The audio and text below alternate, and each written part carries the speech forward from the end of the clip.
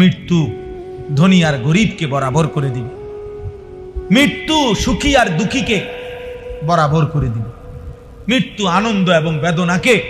সমান করে দিবে, মৃত্যু অট্টালিকা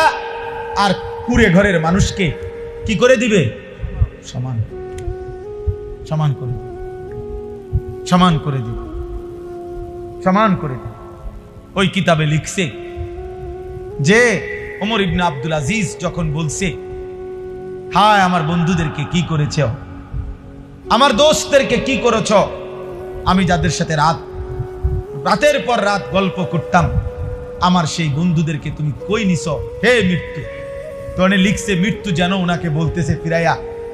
কবর যেন উনাকে ফিরাইয়া বলতেছে, ওমর ইবনে আব্দুল আজিজ শোনো, আমি তোমার বন্ধুর চোখ তার শরীর থেকে খুলে ফেলছি, আমি তার হাতের কোনই তার দেহ থেকে আলাদা করে ফেলছি, আমি তার পাও তার শরীর থেকে আলাদা করে ফেলছি, আমি তার গোশত তার হাড্ডি থেকে আলাদা করে ফেলছি,